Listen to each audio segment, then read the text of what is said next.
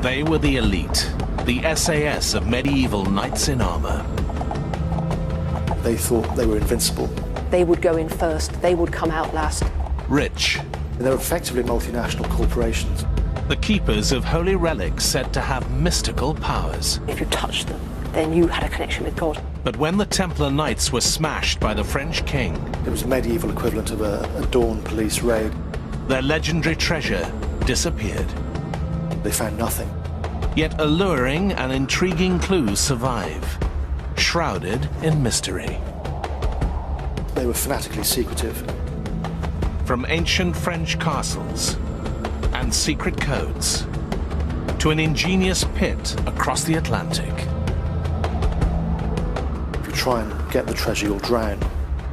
Could this be the tantalizing trail that leads to the lost treasure of the Knights Templar?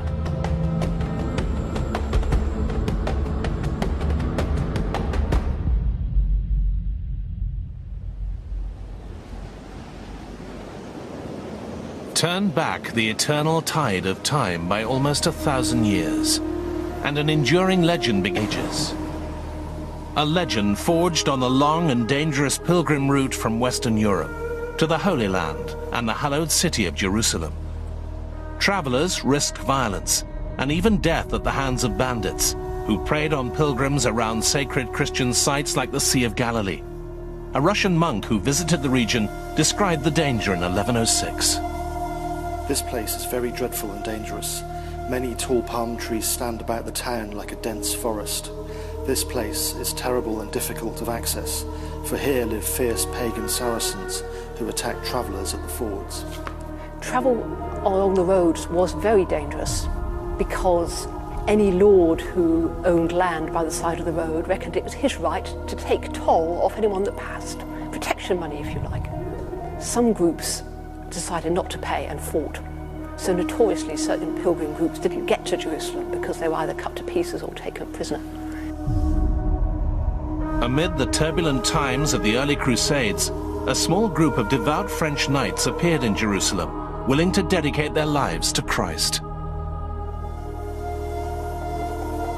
The country needed fighters, not just men that prayed. And so, the later accounts say, they went to the Patriarch of Jerusalem, the head of the church in Jerusalem, and said, we want to do something to help Christendom, we are knights. And he said, for your sins, I order you to protect the pilgrim roads. These were highly trained fighters. The knights were at the top of the medieval military machine. They were the medieval equivalent of a tank, a fully armed knight on a horse, which was also armoured. It was pretty formidable, so it could have only taken 1 or 2 knights to protect a road and keep it fairly safe. They became known as the Knights Templar, after basing themselves on part of Jerusalem's historic Temple Mount. Apparently the Templars asked to be based in the Al-Aqsa Mosque, which they referred to as the Temple of Solomon. They believed that it went back to the reign of King Solomon, that great wise king of ancient Israel. The Temple of Solomon had been destroyed by the Romans in 70 AD during the Jewish uprising. So nothing was left, but it was an area steeped in mythology.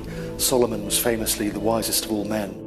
Once called the Poor Knights of Christ, the Templars became rich, enjoying papal privileges, lucrative tax breaks and lavish donations. The Templars became very rich because people in the West heard about what they were doing and thought, great, I want to help.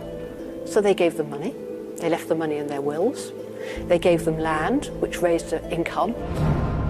They even created their own kind of bank and the equivalent of a modern traveller's check to protect pilgrims' money.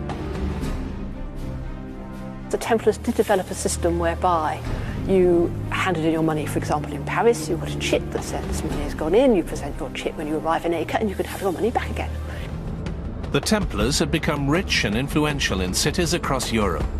For the pious, envious, cash-strapped French king Philip the Fair, the knights had become a threat, rivals to his authority that had to be eliminated. Philip was determined to destroy the order and would stop at nothing to achieve his ends. The mighty order of knights would be brought down by charges of the most heinous of crimes: heresy. He had installed spies in the order. He got people to join the order, and they were reporting back to Philip saying strange things are going on. A month before the arrests, secret instructions were sent out to the king's officials, the baillie and the seneschals in the various parts of France, and they were instructed the Templars were to be arrested at dawn on Friday the 13th of October, and nothing was to be said about this beforehand. So it was a dawn swoop. The medieval equivalent of a dawn police raid. It was a very slick operation that was carried out seemingly without any warning. Almost all the Templars in France were arrested. Oh yes, psychology is not a modern invention. It was well known in the Middle Ages that if you want to catch somebody off guard, dawn when they're still in bed is the best time to get them. And the Templars were arrested on this Friday the 13th, something which shocked people, as they were a very powerful and established group, and there were literally hundreds of those centres. And this event was so shocking that to this day, the idea of Friday the 13th in France is synonymous with bad luck. Thrown into prison and tortured, many confessed to shocking crimes of heresy. Philip the Fair, he was very clever with his spin doctors. He got them to confess, under torture of course, that they denied Christ and spat on the cross. The charges of heresy were stitched up. These were standard charges brought against other people that the King of France wanted to get rid of and get their money. The Pope was also threatened by the French king's inquisitors and was forced to dissolve the Order of the Templar Knights in 1312. Several years later, after languishing in prison, the Templars' elderly Grand Master Jacques de Molay was burnt to death as a heretic. He suddenly showed a huge amount of resolve. He's also said by some chroniclers to have called the Pope and King Philip to meet him before God within the year to account for their actions. This has become known as the curse of Jacques de Molay. And it came true, apparently. The Pope died on the 20th of April, just a month later, of a stomach complaint. And Philip himself died before the end of that year. He died in November 1314 in a hunting accident. He was a fanatical huntsman, and at this time he didn't come back from the hunt. The place where Jacques de Molay was burnt alive, together with one of his companions, can still be seen in Paris today. Two tomb-shaped portals mark the spot where the life of the last Grand Master was extinguished. But some 700 years on, the legend of the Templars continues to thrive. Myths that have swirled around them through time tell of fantastic treasures and divine relics found deep in the ruins of Solomon's fabled temple. The idea that the Templars were digging into the Temple Mount is a modern one. Nobody at the time wrote about that. And I think the Templars would have talked about it had they been doing it as well, because they like to advertise their activities as a way of raising money. During some excavations carried out in the 19th century, a tunnel was discovered, which has been dubbed the Templar Tunnel. It's not beyond the realms of possibility that the Templars could have discovered something whilst renovating their part of the temple platform. If they were interested in the legends of King Solomon, one of the stories about Solomon was his fabulous wealth. Apart from his wisdom, he also had a lot of gold. And we know that the treasure of the temple was actually gold and silver and precious stones and so on, which after 70 AD, when the Romans destroyed the temple, went missing. Could such legendary riches excavated from the heart of the Holy Land still lie hidden in a secret Templar treasury? Links between the Knights Templar and legendary holy relics have some foundation. Evidence recently uncovered suggests the Templars hid the Shroud of Turin, said to hold an image of the crucified body of Christ. Could the Templars have secretly removed such treasures from the Paris temple before their arrest in 1307? When Philip's men went into the Paris temple on that Friday morning, all they found basically were Templars. They didn't find any treasure troves, no storerooms or chests full of gold. The hunt for the fabled lost treasure of the Knights Templar had begun. According to one alluring tale, a band of French knights escaped before Philip's dawn raid, taking their hoard of treasure west, towards England and a former Templar fortress at Gisors.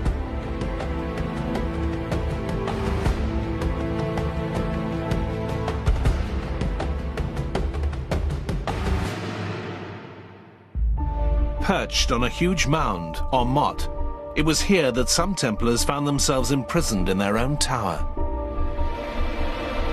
Etched into the walls of the so-called Prisoner's Tower, ancient graffiti can still be seen at Gisors, including enigmatic symbols interpreted by some as clues pointing to the Templars' lost treasure. A chariot, which may have been used to transport riches and biblical relics, and mysterious figures of what appear to be North American Indians. The former Templar stronghold has attracted many visitors through the ages, including a Victor Hugo. But was it the prolific creative artist who wrote Les Miserables who signed his name in the ancient walls? One has to wonder if it was just someone else who engraved Victor Hugo's name. Luckily, we know that Victor Hugo wrote that he really did visit Gisors, and that the site had a profound effect on him. In fact, he details that he carved his name twice at the castle. Victor Hugo was not the only one to be enchanted by the enigmatic Templar castle at Gisors.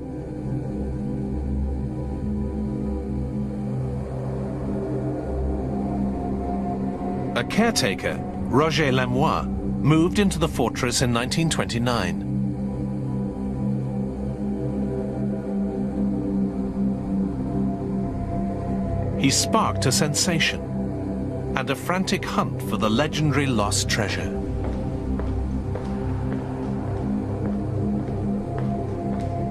This is where he worked and lived, and he knew the legends told in the area about the treasure which might be a Templar treasure. Clearly he was impressed, so impressed that he started to search. Imagine being in his place. The end of the day comes, the castle is closed, and he is alone. So he starts digging, and he will do whatever he needs to do, taking his time. He even asked for permission from the town hall to excavate, and the town hall told him, yes, go on, excavate. If you find something, then we'll cross that bridge when we come to it. So he pushes ahead. The Germans come and seize the castle. He's very worried, but in spite of everything, he carries on. It becomes his obsession. He keeps going and searching. He carries on searching. The war ends, and the Germans leave, and he keeps going. He keeps searching. And one day he is digging above us here in the dungeon. He digs an amazing pit, and there he finds something. Roger Lemois claimed to have found an underground chapel crammed with vast riches. In lurid detail, he described an elaborate vault with 19 stone sarcophagi, each 2 meters long, and 30 chests full of precious metal, none other than the Templars' lost treasure. He alerted the local authorities, but when a town committee investigated the dig, all they saw was a hole in the ground.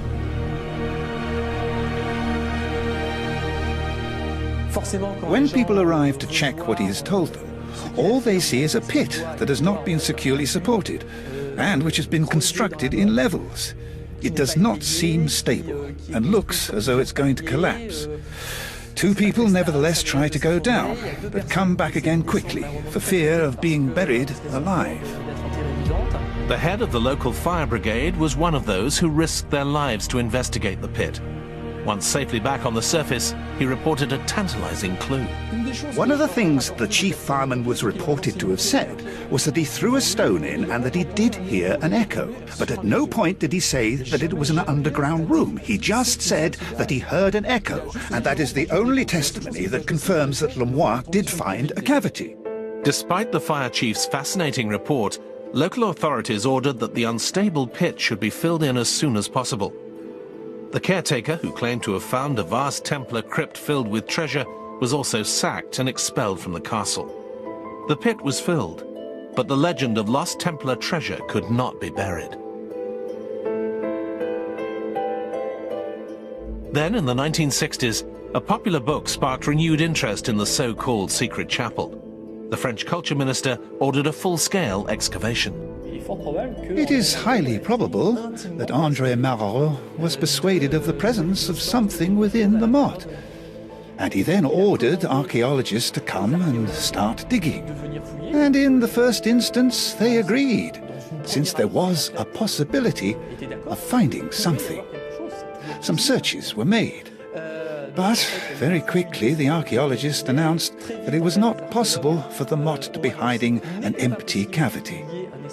But Malraux insisted very strongly on carrying on the searches, digging, etc. As the archaeologists ran out of money to carry on this task, after a while they decided to stop working on this site. And this is when André Malraux decided to send in the army. The army battled through excavations at the motte for more than a month. At the end of the operation came a curt report. The result was negative. But once again, the legend of the Templars' lost treasure refused to die, despite the lack of any real evidence. The military forces acted as military forces do. So they sealed the perimeter and they dug and evacuated the earth, which is the origin of the theory of trucks carrying off the treasure buried in the mount. The fact that we are forgetting is that they never found a construction. If it existed, they would have found it, but nothing was found. There's no evidence anything was actually found at Gisors. Stories circulate, but when you look at the stories, they're contradictory. Nothing's actually been produced that says this was found at Gisors. So it's another one of these treasure hunter stories. Intriguing, but when you dig in there, there's nothing there. But why would the discredited caretaker Roger Lemoyne invent such a lurid story of a secret Templar chapel?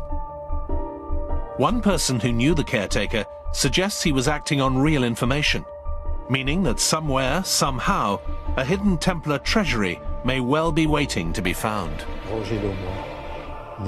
Roger Lemoyne never entered this room. He never found it.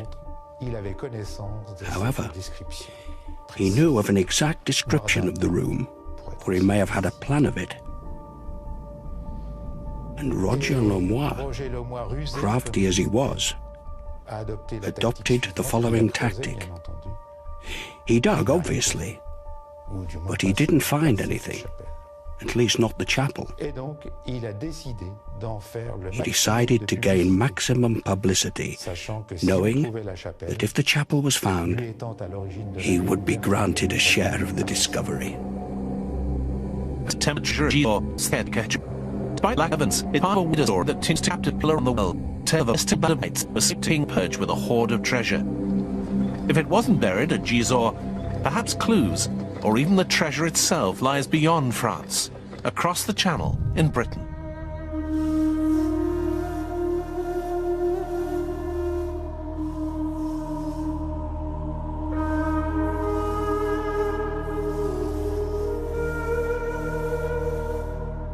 In a historic corner of London, street names, a tube station, and a Templar church still stand as evidence of the Knights' once influential presence in the capital.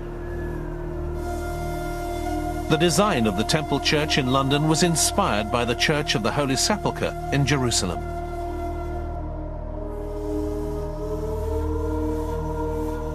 Inside lies real historical treasure, stone effigies of Templar knights and other relics of the past.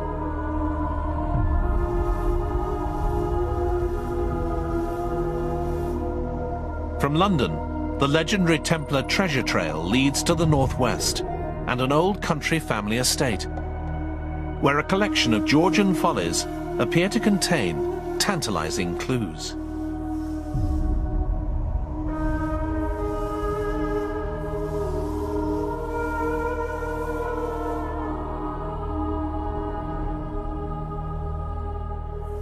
The house and gardens at Shugborough Hall were built and landscaped by the rich and influential Anson family.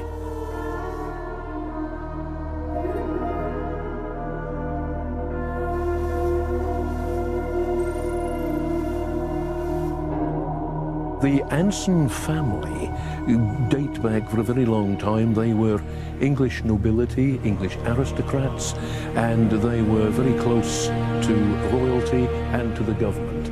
I would use the word influential. They were very important people who were effective in altering history. The Anson family fortune was amassed by George Anson, a navigator and Royal Navy captain who attacked Britain's enemies on the high seas.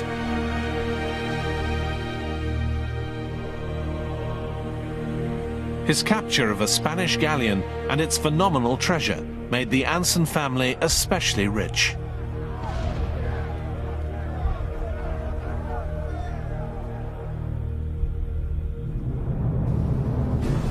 After George Anson died, it was his brother Thomas who took over responsibility for the family estate, spending vast amounts of his deceased brother's money.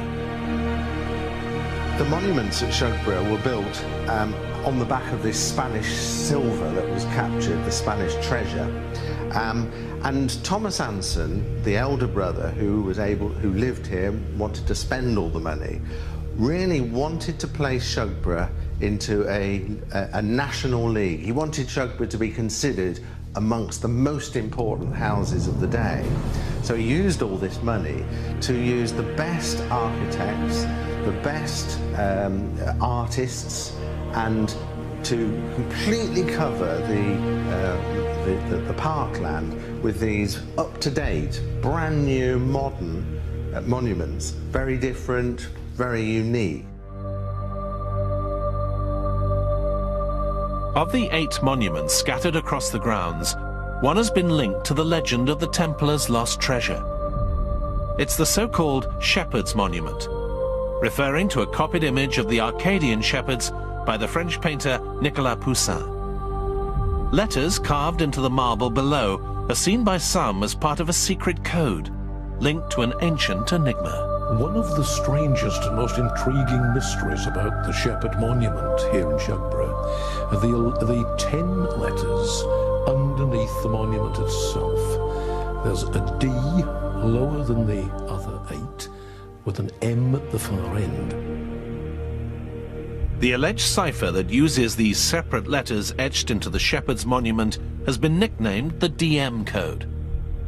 Those who believe it could be the key to an ancient mystery claim that the DM Code was mentioned by the infamous 16th century prophet of doom, Nostradamus. A quatrain in his book Centuries reads, "When the inscription DM is found in the ancient cave revealed by a lamp, Law the king and Prince Ulpian tried, the queen and duke in the pavilion under cover."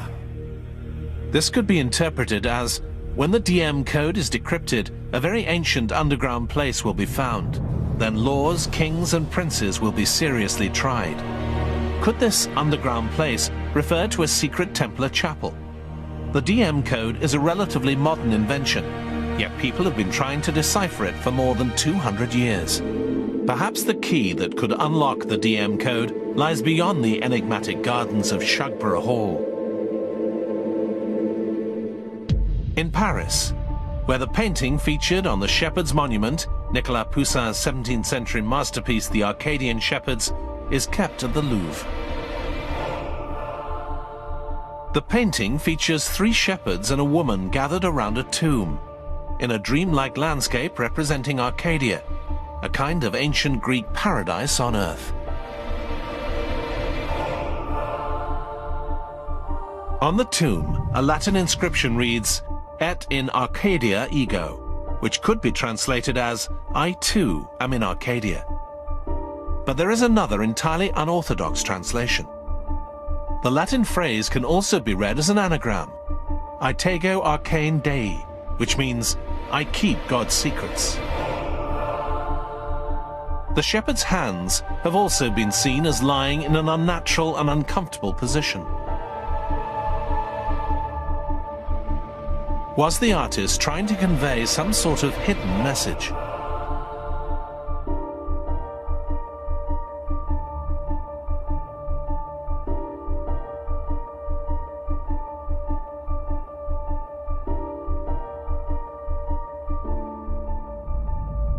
Nicolas Poussin was commissioned to paint the Arcadian shepherds for an influential cardinal who would eventually become pope.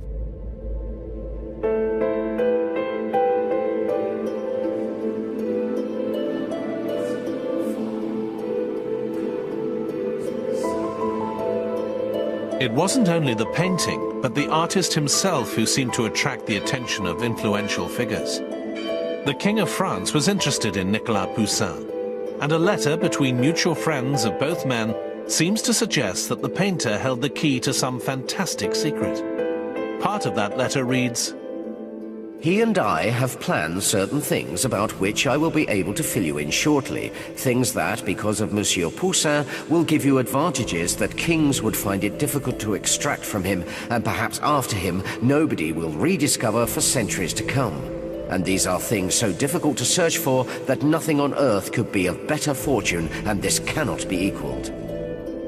What were these secrets that could give such fantastic advantage to their holder that nobody on earth would be able to gain it again for centuries to come?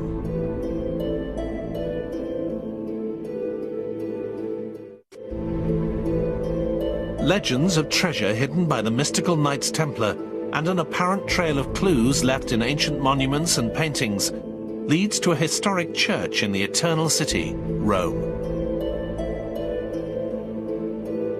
The Church of San Lorenzo in Lucina was erected on ruins linked to an ancient Christian cult.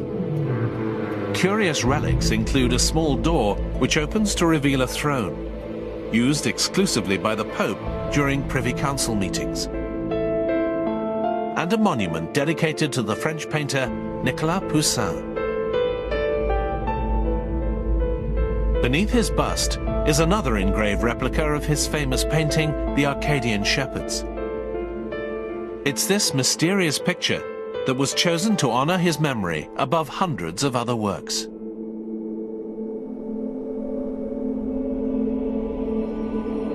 A fellow countryman, the novelist Chateaubriand, had the monument erected in 1832. It features a Latin verse that pays homage to Poussin, but it also seems to suggest that his paintings hold some sort of clue.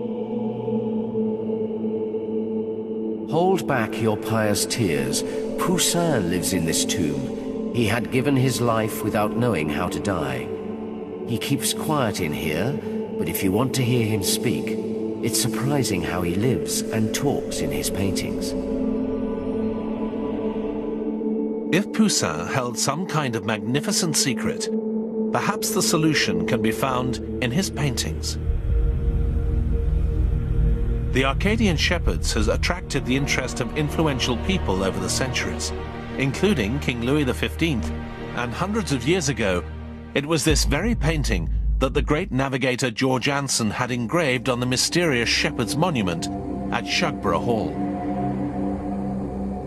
But this carved replica is not the same. A finger that originally pointed to the letter N is missing. The carved image has also been inverted, with the addition of a pyramid on top of the tomb.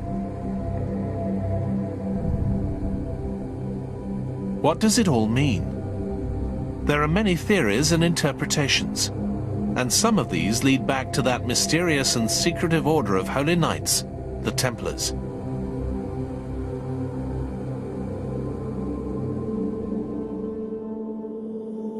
Some say the carving represents the tomb of Christ, the shepherdess Mary Magdalene, and the bearded shepherd, a Templar knight. Letters are also said to be hidden in the carved image. Letters that point to a compelling tale of knights crossing the Atlantic centuries before Columbus discovered the Americas.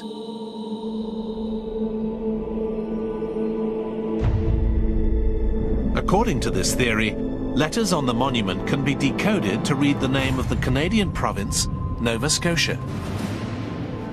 Amazingly, one of the words that appears in the carving of Poussin's painting refers to exactly the same part of the world.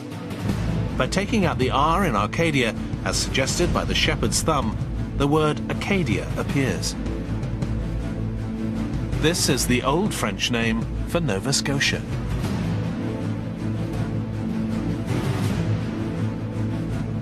But what links the Knights Templar and their legendary lost treasure to a far-off shore across the Atlantic in Canada? The trail of these elusive knights and fabled riches found in the heart of the Holy Land now moves to the North American continent.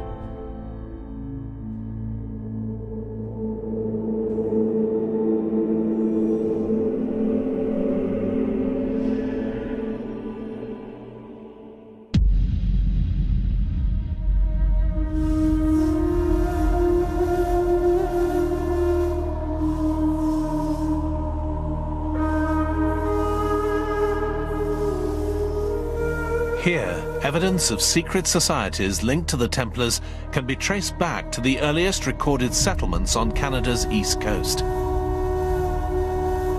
The French colony was governed by Isaac de Razilly, a great knight in the Hospitalier Order of St. John of Jerusalem, which inherited some of the Templars' worldly goods.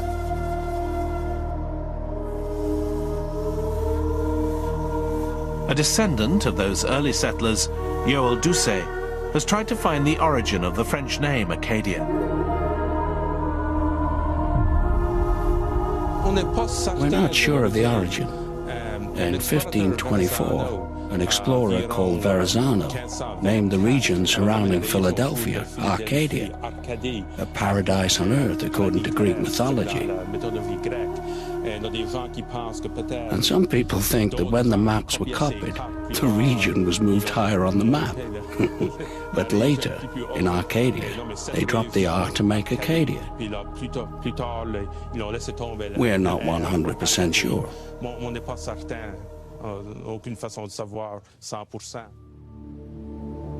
According to another theory, the name Acadia comes from the indigenous Micmac Indians.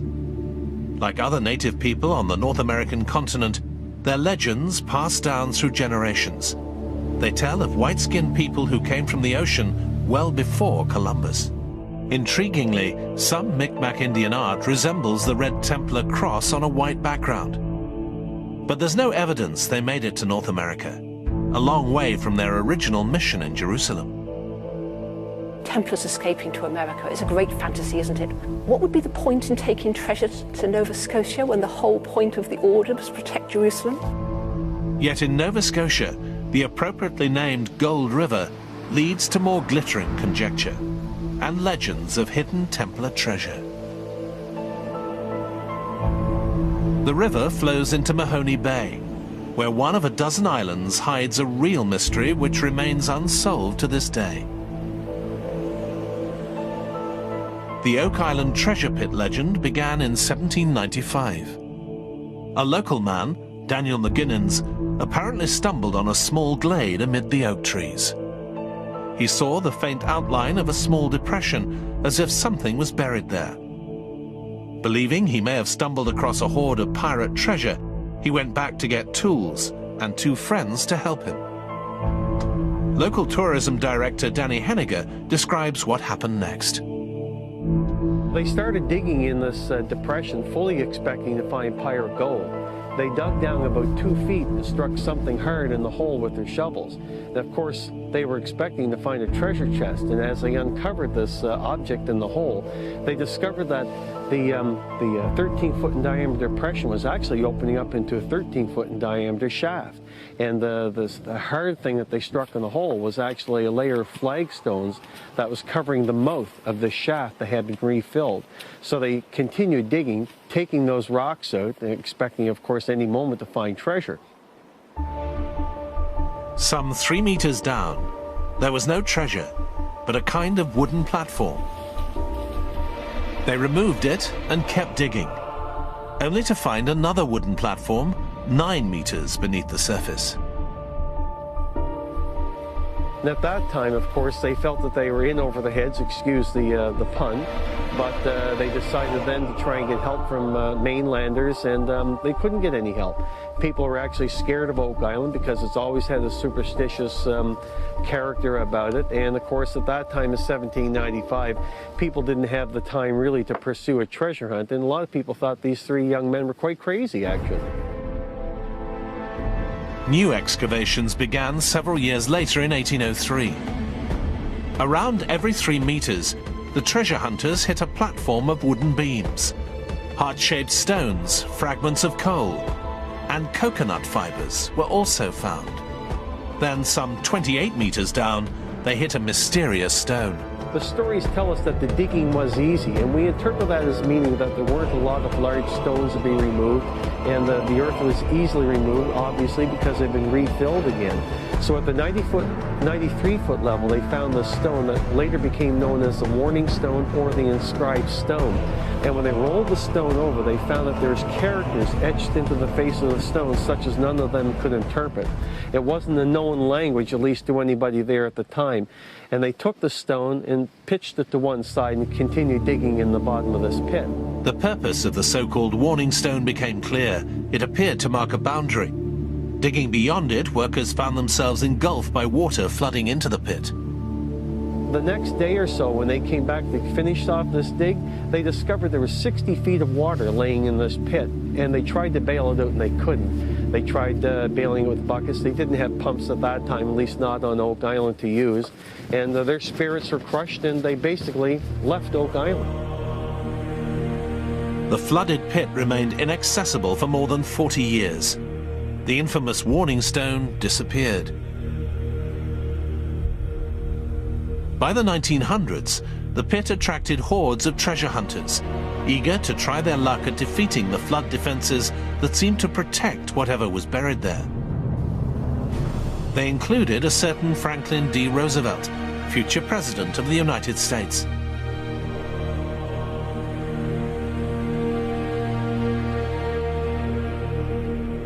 No treasure has been found, but evidence has been uncovered of an ingenious tidal flood trap.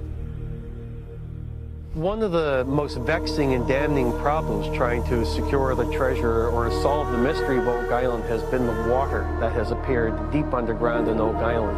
At first, of course, people thought it was natural water inclusion until they discovered it was salt water. And not only was it salt water, but it rose and fell with the tide. So they knew there must be a connection between the money pit, where they were digging for the treasure, and the ocean. And they went to what was then the most obvious location, 520 feet away in a place called Smith's Cove. So as they're walking across the beach, when the tide went out, they noticed the water was gushing from the beach, from the sand, as if it was being squeezed from a giant sponge. They noticed that was a very unusual trait to find in any beach, so they started to do some excavation. And when they were finished, they had excavated over 145 feet of the beach surface, 5 feet deep, and they discovered, buried under layers of sand and gravel and stones, eelgrass, and so much coconut fiber. The artificial beach concealed an elaborate network of channels. They ended in a kind of storm drain linked to the so-called treasure pit.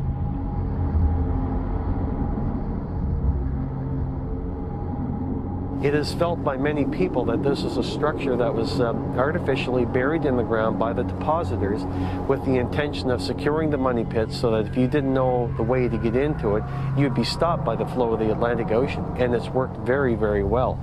And it's even suspected that there's more than one flood tunnel. In fact, it's known by treasure hunters that there may be 2 of these flood tunnels. Who could have devised and built an artificial beach, irrigation tunnels, and a multi-platform pit at least 30 meters deep?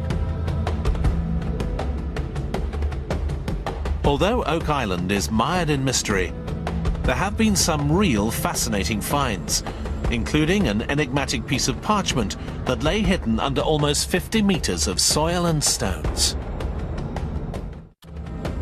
Legends of lost treasure lead to this mysterious Canadian island, where an ancient parchment fragment could hold the clue to a secret burial pit.